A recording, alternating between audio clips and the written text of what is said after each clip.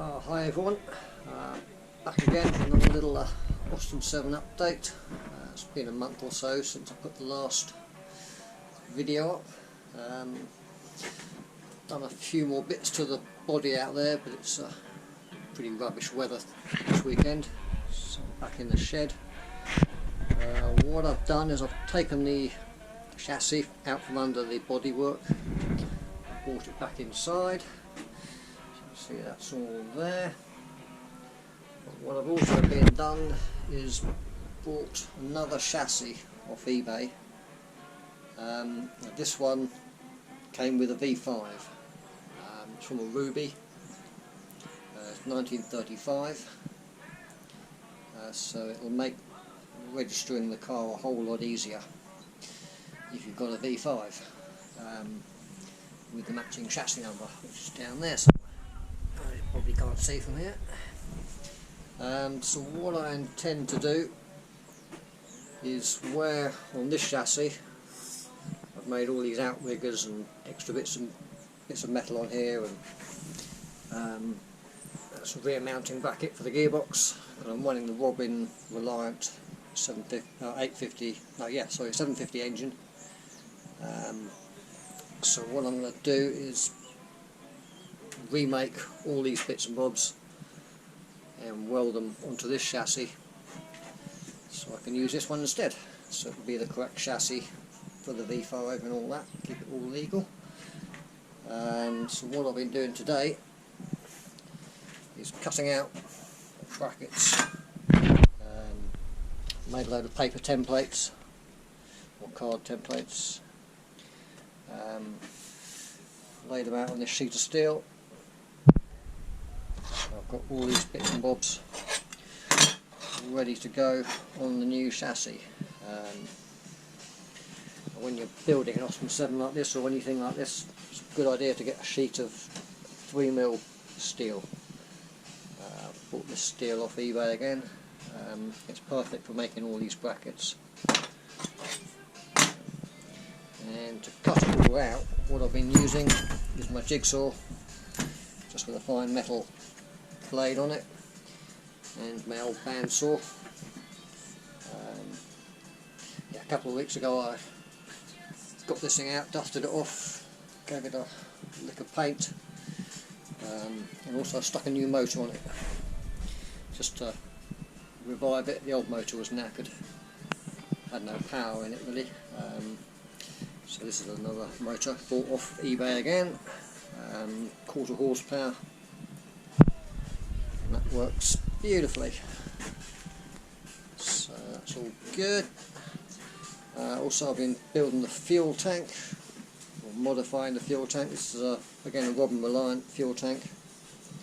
Originally the filler neck would have come through here and out to a pipe, so I've cut this out. In fact, this was quite rusty around here, so I cut all this off, welded a plate on here, blanked off the breather pipe there, and then up here where the sender used to go, I've cut this out, made a new plate out of 3mm steel, had a crack at silicon bronze welding, brazing, which I think has worked kind of okay.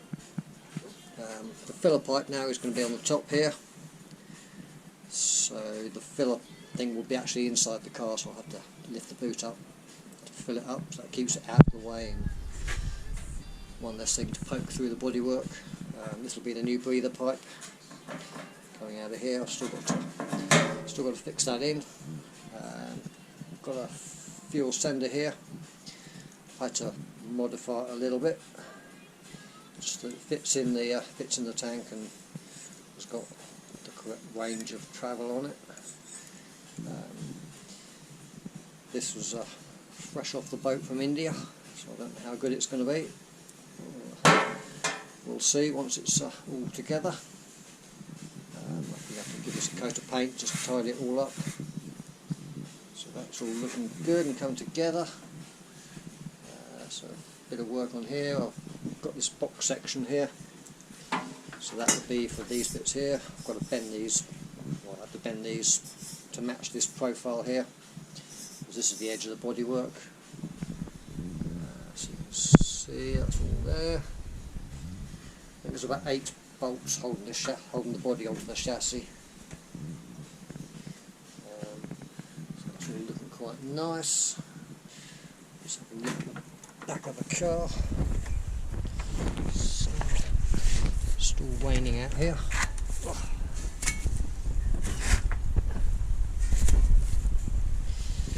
Keep my tarpaulin off it.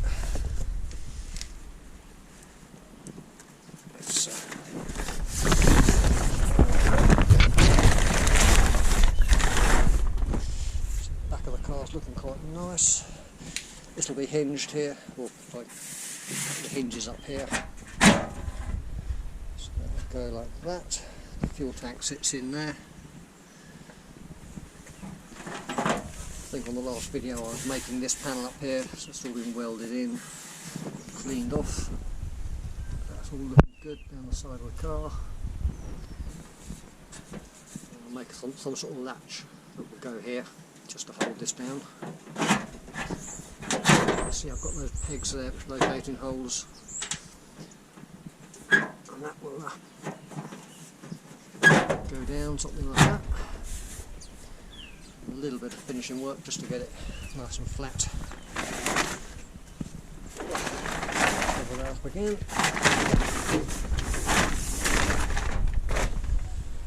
Right, yeah, and that's about it. I've been making some hinges, no idea where they've gone to. Oh, here we go.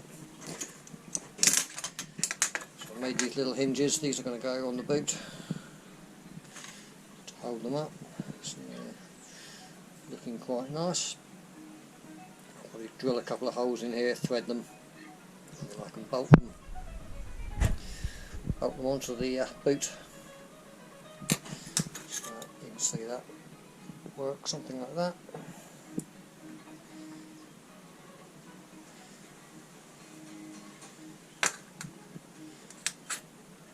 It's looking quite nice. I did experiment making some hidden hinges which were going to go inside, but didn't really work out that well. So see, what a rose joint there, so the hinge would have worked.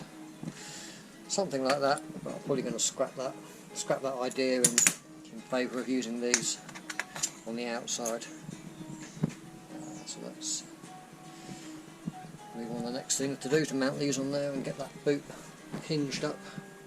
But yeah, so it's just a case of at the moment, now I've made all these bits, I can clean up the chassis a little bit, start welding these brackets on here. Yeah, and that's about it for now really. Okay, thanks for watching, bye.